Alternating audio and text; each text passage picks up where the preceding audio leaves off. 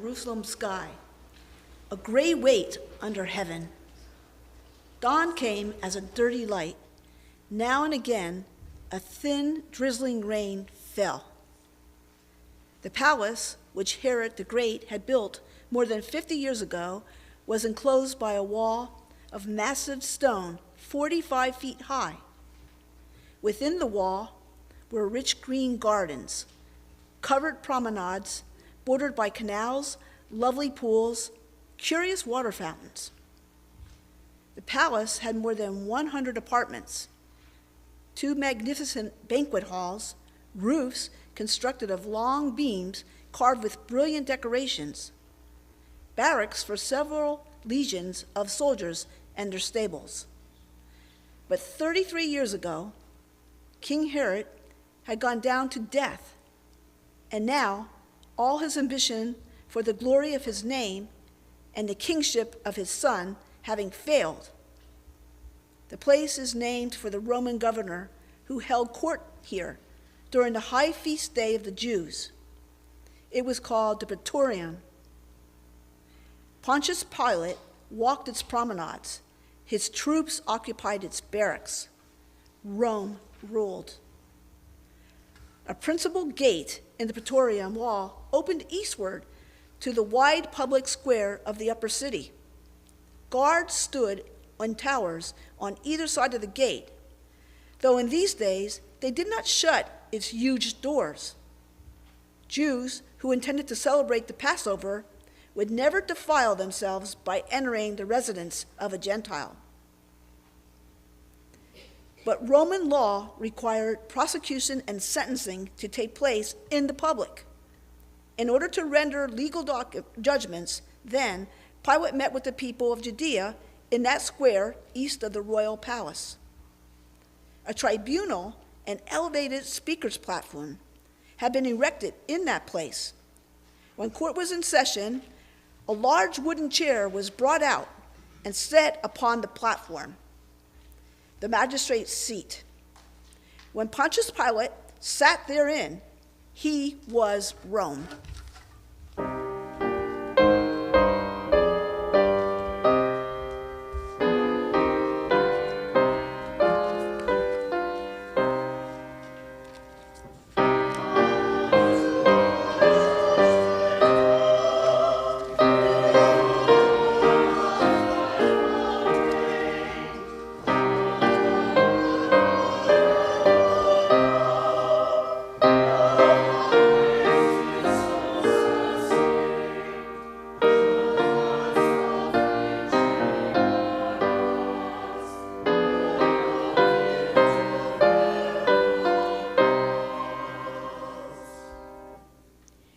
In the dirty dawn of Friday, High Priest Caiaphas stood at the very edge of the ramp that led to the Praetorium gate and rapped the hard end of his staff on the flagstone.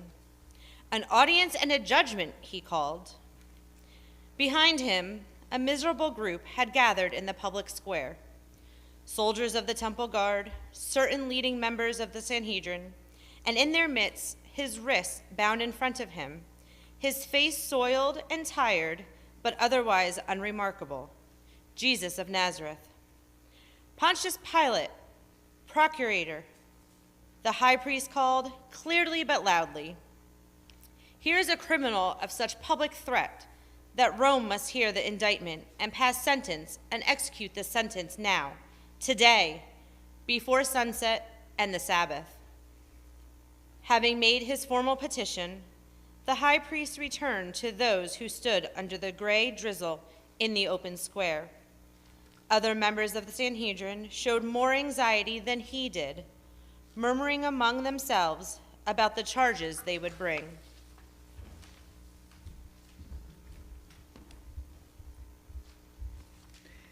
Jesus allowed his eye to wander over the spacious pavement. He focused on the far southeastern corner. His lips tightened and his jaw clenched. Several women and a man were lurking in that corner, their hoods drawn up against the weather. Their faces were mostly concealed, but he recognized them. Andrew, his first follower, he must have brought the women here. Mary Magdalene, pinched and pale, Susanna and Joanna, and Mary of Bethany, and her sister Martha, short and solid. Jesus closed his eyes with unutterable sadness. Suddenly, 2 Roman soldiers thrust a wooden shaft between his elbows and his back. They each took an end and drove him forward to the front steps of the platform. Pilate's chair was in position. Pontius Pilate himself was ascending steps at the back of the platform. The judge and the accused arrived at the same time.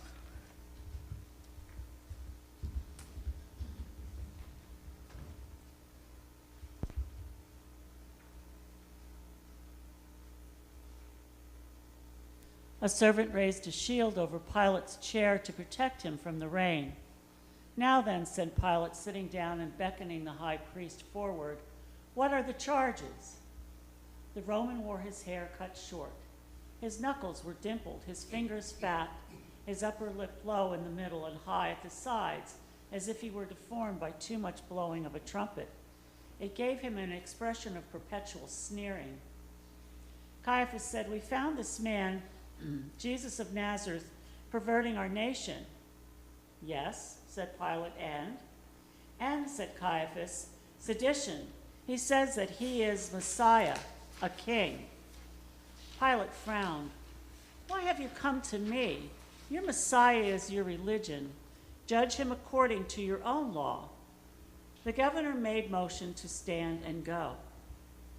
Caiaphas snapped to attention. "No, we must come to you," he said. "We don't have the authority to put a man to death."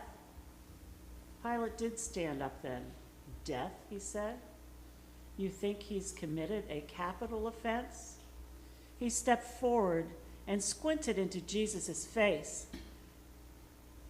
"Bring him in. I'll interrogate him inside." By the rod at his back, the soldiers dragged Jesus after the governor through the gate into the praetorium itself. In a broad hallway, Pilate again sat down. Jesus was positioned directly in front of him.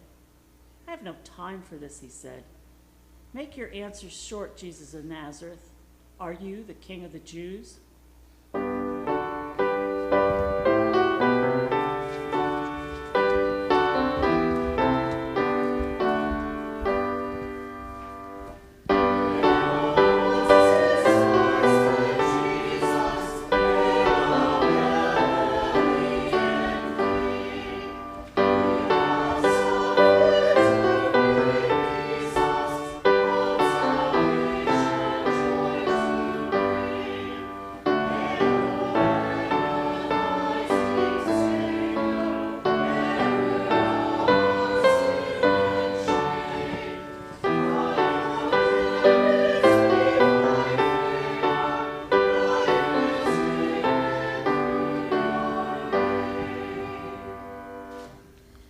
Jesus bent forward by the rod through the crooks of his elbows. Nevertheless, raised his head and looked into Pilate's eyes. "Do you say this on your own?" he said, "or did others tell you this about me?" "What, am I a Jew?" Pilate sneered. "Your own chief priest delivered you to me. What have you done?" Jesus said, "My kingdom is not of this world. If it were, my subjects would be fighting for me, but my kingdom does not belong here at all." "So," said Pilate, "then you are a king." "You say I am a king," said Jesus. "The reason I was born into this world is to testify to the truth. All those who belong to the truth listen to my voice." "Truth," said Pilate abruptly, half out of his chair. "What is truth?" Shaking his head, he walked out into the wet morning while the accused was driven stumbling behind him. This time, Jesus was forced to climb the steps to the tribunal. As he came to the top, he saw Pilate's back and heard his confident announcement, I find no fault in this man.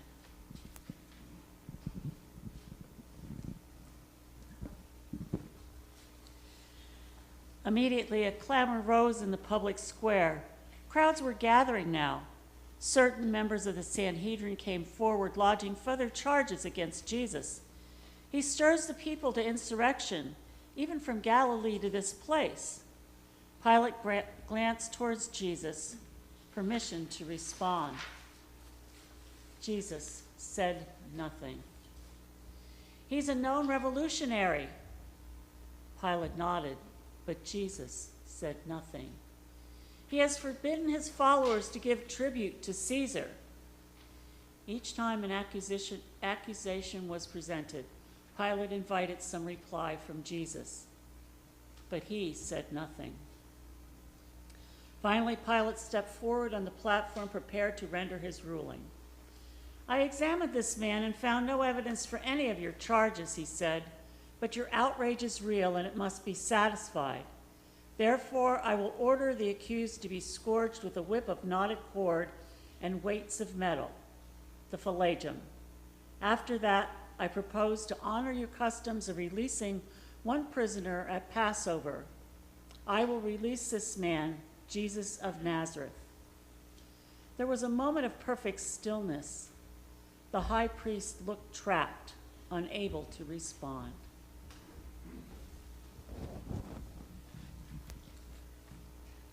Suddenly, a voice cried from the back of the crowd, "Jesus! Jesus who?" It was a woman, perhaps 50 years old. She began to push her way forward, crying, "Jesus of Nazareth?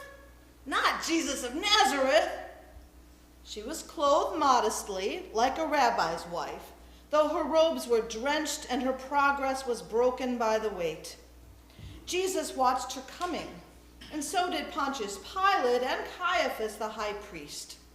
The woman's features were hectic with fear and with a wild hoping.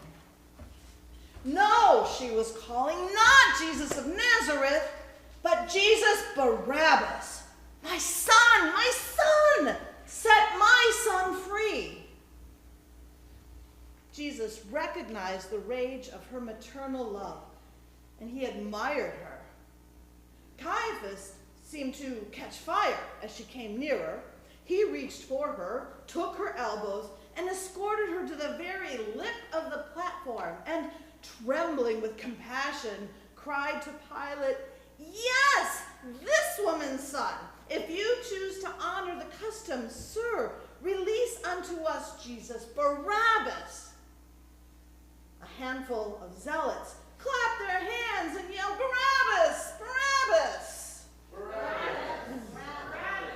Barabbas! Now, the governor was stunned. "The man's a murderer," he said. "You yourself asked for his arrest, and I agreed." Caiaphas said, "Well, I know which is more dangerous to both of us." And Pilate snapped, "Well, only one of them has killed a Roman soldier." But Caiaphas and the chief priests were already encouraging the crowds, common folks of common loyalties, who drowned Pilate's words with their chanting, "Barabbas! Barabbas! Barabbas!" This grew to a thunder in the square. People came rushing from everywhere in the city. More and more voices took up the chanting, and the crowd was swelling into a mob. "Barabbas! Barabbas! Barabbas!"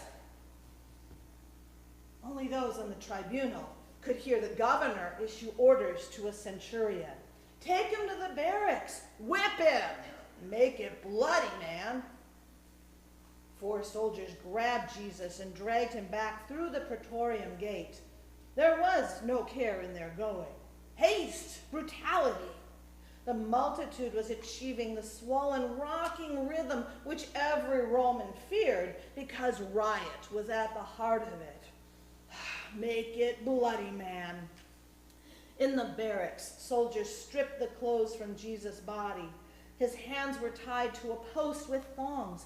Out of nowhere, a lash whistled, stung his shoulders with little pinches, and then ripped backward and set his flesh on fire.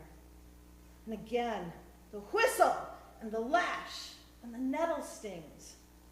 Again, an audible tearing of his skin. And then he heard someone cry out in sympathy. The whistle, and Jesus couldn't help it. He flinched.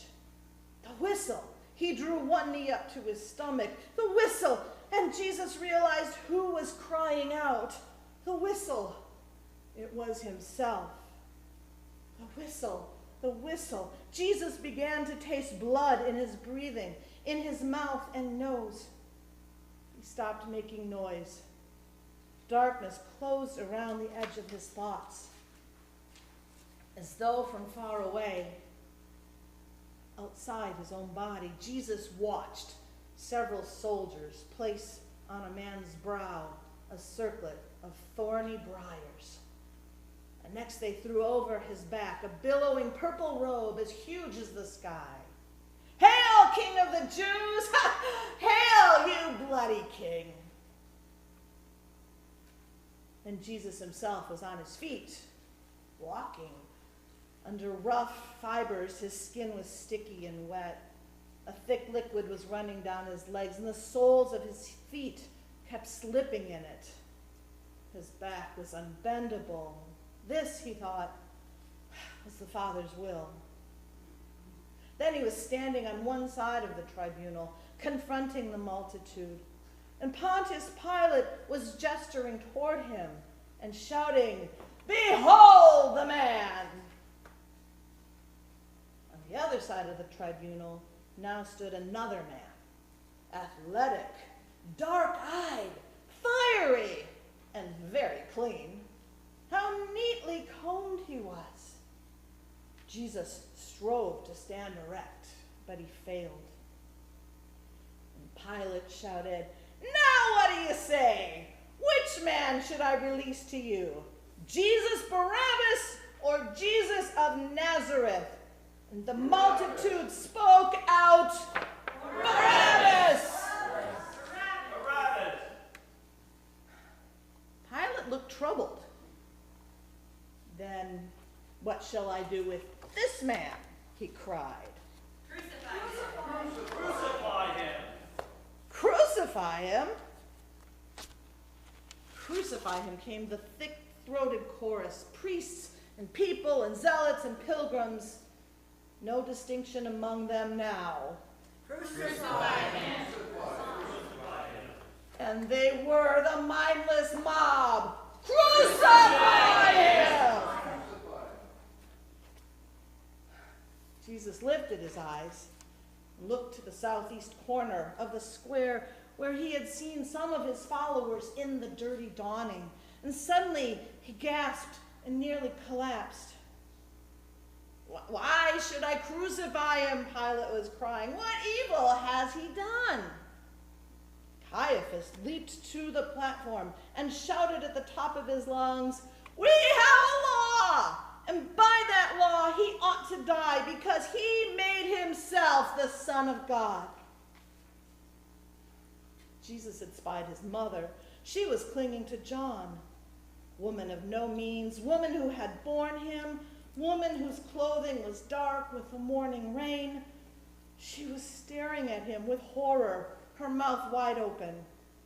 The will of the Father, the will of the Father. Pilate was shouting at Jesus, "What's the matter with you, man? Have you nothing at all to say?" Caiaphas, too, was shouting, "Crucify him! Magistrate, crucify him, or else you are no friend of Caesar's," because he pretends to be a king like Caesar. Crucify him!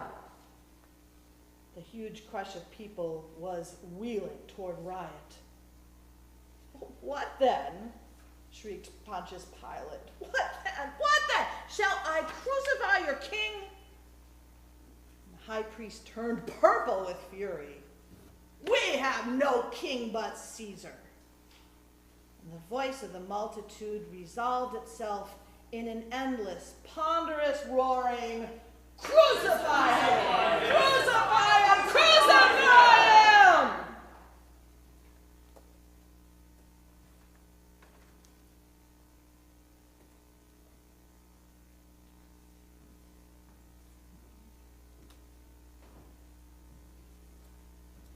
So Pilate sank down into the judgment chair and gripped the armrest and delivered his verdict. He released the man that had been arrested for insurrection and for murder. But Jesus of Nazareth, he turned over to the will of the people. He ordered a centurion and a small contingent of soldiers to lead him outside the city to crucify him.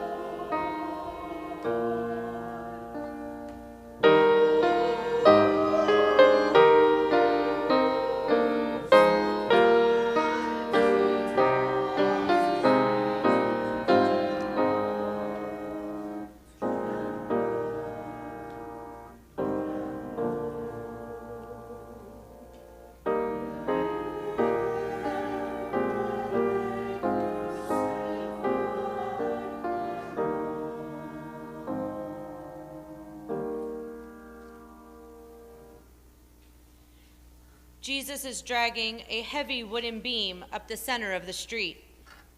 In fact, 2 soldiers tried to lay it on his shoulders, but the weight of the rough wood startled the lacerations in his back, and the pain became so intense that something like light exploded in Jesus' skull, and he slipped to the ground in a faint.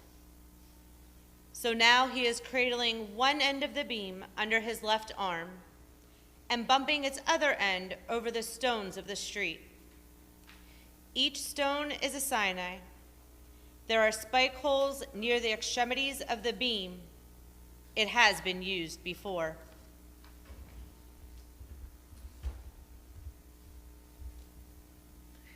Jesus is moving north slowly toward the garden gate. He is wearing his own robe again, and his tunic, though they have lost their shape, scabrous, befouled by human discharge. His hair, because he bends so far forward, hangs nearly to the ground. The sandaled feet of a centurion are walking in front of him, just within his vision, and he is following these feet. There is a sound of wailing behind him. He has heard such lamentation before, sometimes genuine, sometimes conventional. For Lazarus, for Jairus' daughter, for the son of the widow of Nain. The beam sticks between 2 stones. Jesus groans and drops to his knees, and the lumber hits ground. He doesn't blame the crossbeam, the patibulum to which he will be nailed. He just can't carry it anymore. Motion makes his skin scream, and beneath all, his bones are weak and tired.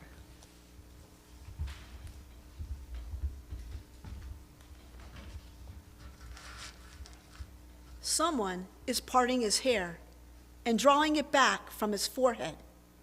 He is able to see an elderly woman, her eyes swimming in tears, wipes his brow with a rich linen cloth then presses it into his hand. And the centurion seems kindly enough, middle-aged, gruff. He has spoken to the soldiers, who even now are placing the wooden beam on the back of another man. Jesus is overcome with gratitude. His chest heaves with weeping. He rises and finds his body very light. He walks forward. Immediately, the procession lifts its voice again in lamentation. Jesus turns, shaking his head. "Daughters of Jerusalem, don't weep for me," he says. "Weep for yourselves.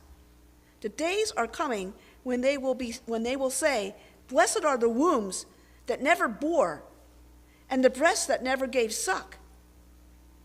In those days, people will beg the mountains to fall on them and the hills to hide them." Jesus hands the linen cloth back to the woman who had wiped his face with it. "For if they do these things when the tree is green," he whispers, "what will happen when it is dry?" The cloth is bloody. He is sorry for that, but he turns and he walks.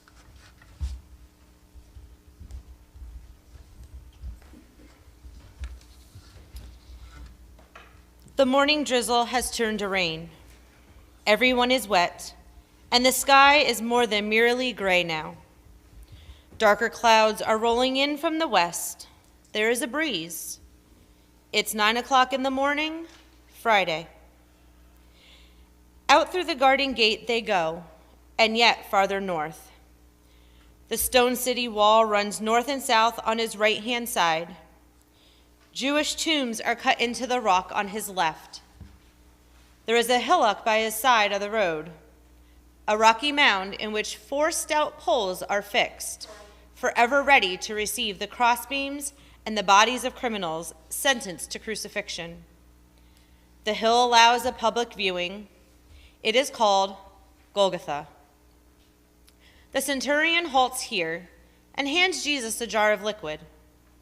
He lifts it to his lips and tastes it, but then refuses to drink. This is wine mixed with myrrh, a narcotic.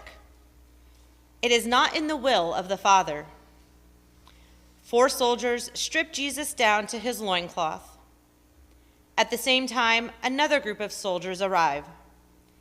They bring 2 more men with crossbeams on their backs. Those men do drink. They drain their jars completely dry.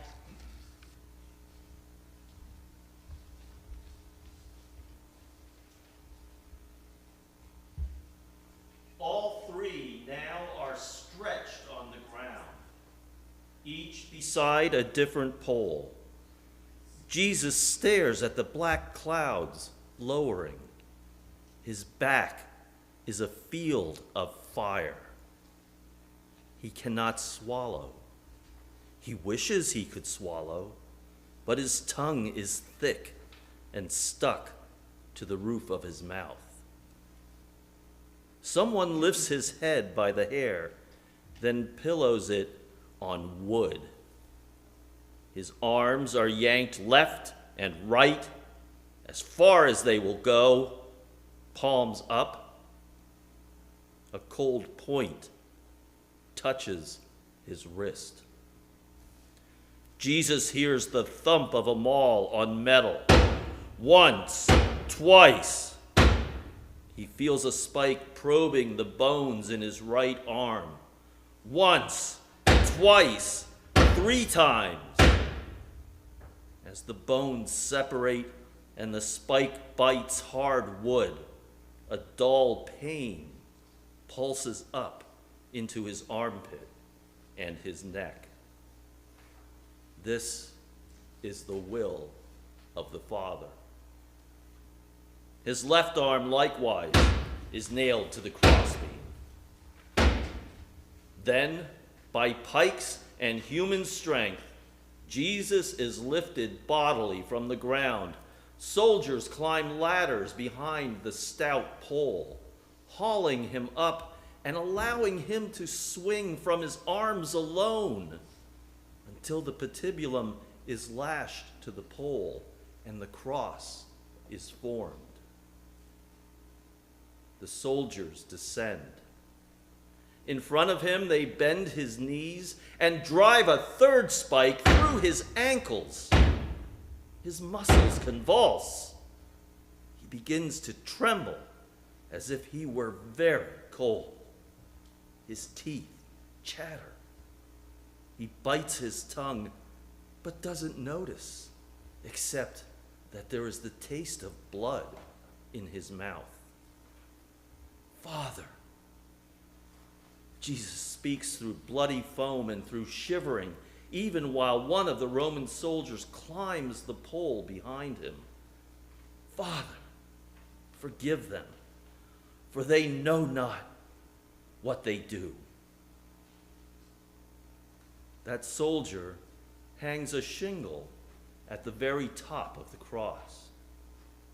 Printed on it in Hebrew, Greek, and Latin, by order of Pilate himself, is the legend, Jesus of Nazareth, the King of the Jews.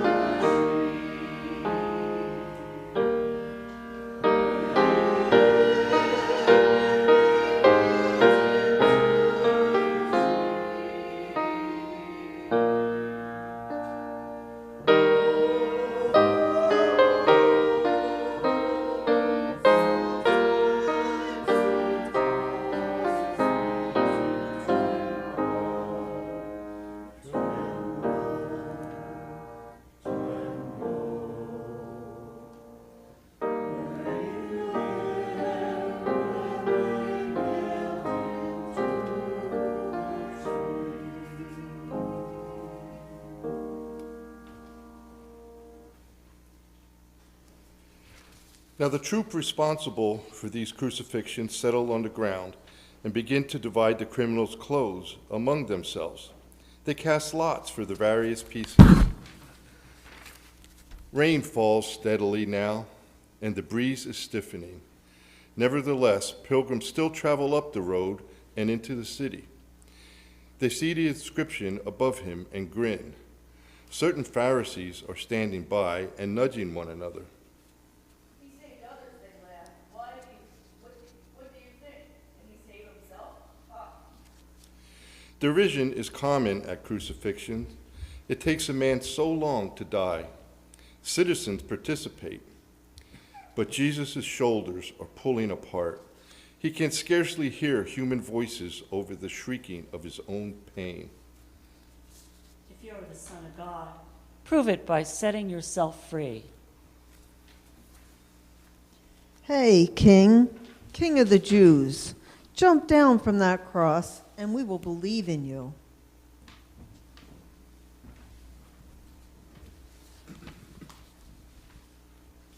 The criminal hanging to his left is laughing. Messiah, Messiah! The man is gasping in genuine laughter. Now I meet Messiah. Been waiting all my life. And look, he shows up dying. Well, Messiah, he hisses at Jesus. Save yourself and save me too.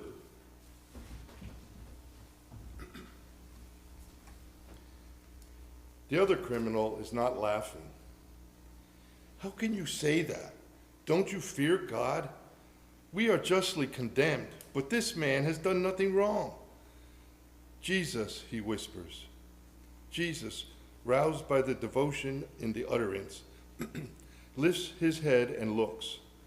The man's tendons are cracking through his neck and shoulders. Jesus of Nazareth, I am begging you to remember me when you come into your kingdom. Frightened of dying, the man cast his life to the one crucified beside him. Jesus struggles for breath and answers, "Truly today, you will be with me in paradise."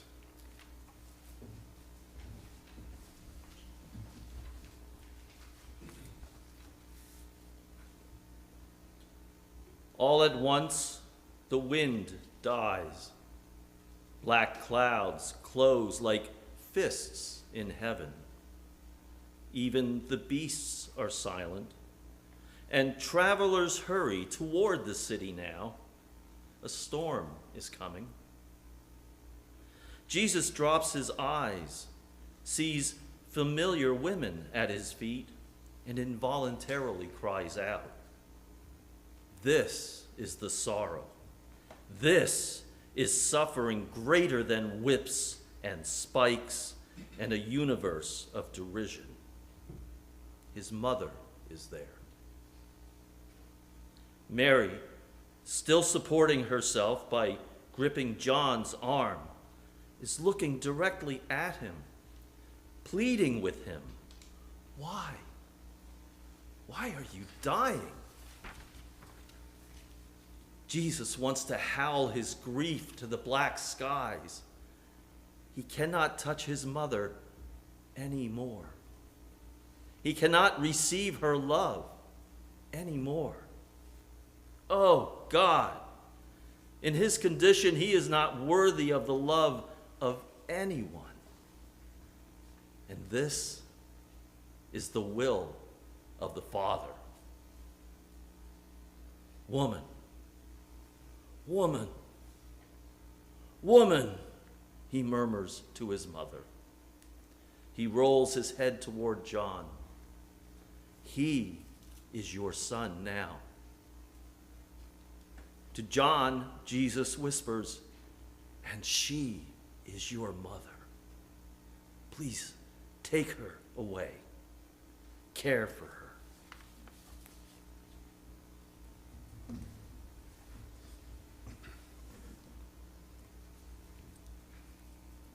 He shuts his eyes. He is occupied by elemental things, life and death. His body hangs heavily from the extended arms and the metal spikes at the end of them. Whenever he moves, his bones make grinding sounds, and the pain descends into his pelvis, and he loses control of all his physical functions. He groans in human filthiness. Jesus opened his eyes again, and his mother and John are gone. The day is dark, with a thick darkness. Thunder rumbles in heaven. There is a pause of the preternatural calm. Then lightning forks the belly of the clouds. The crash follows immediately, and all at once, the wind is shrieking down on the Jewish tombs. Trees bow and rise again, the leaves torn forward like women's hair. The road to Jerusalem clears swiftly of people. The soldiers huddle on the lee side of the hill. It is noon, and now, when the flashes of lightning themselves are extinguished, the earth is utterly black. Darkness and hour, while the fierce winds make the rain sting like sand on the skin, and no one exists in all the world but Jesus and his wretched body. If he could call out, who would hear? The wind pulls and snaps his hair like a banner. All his wounds have tongues. They are screaming in pitches higher than hearing. Darkness, another hour. Darkness, coiled and thick, itself a power controlling him, binding his chest and his heart and his mind. Jesus can neither think nor breathe. He is sunk down in Theon, the great engulfing flood of the dead, the deeps that boil beneath creation. He has been swallowed by chaos. This is the place. It is here that he is dying. Darkness, the third hour. And now he knows no obliteration. Jesus has been blotted out of the book of life. Not even God is here. Eloi! No, not even his Father, whose will he is even now obeying. The Father who has loved him from the beginning, who he has loved, whom he has called Abba. Eloi, Eloi! Where is the Father now? Has the Son become so foul that even God cannot look upon him? It is Jesus of Nazareth who howls out of Sheol. None but him, he can hear the words. They are his own words. He howls up to heaven. My God, why have you forsaken me? Silence. The universe is silenced by that cry.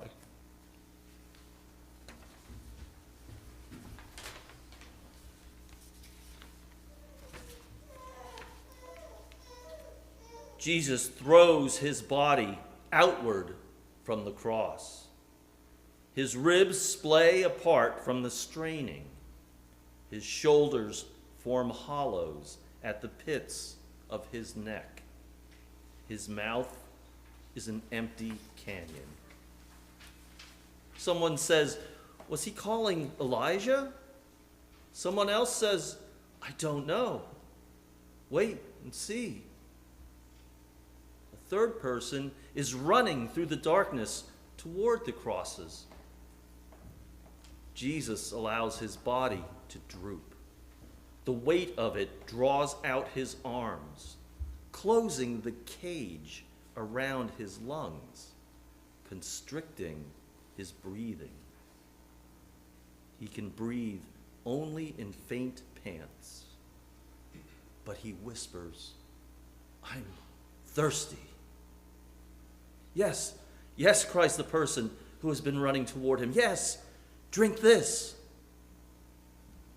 On a long stalk, this most civil individual raises a sponge to Jesus' lips.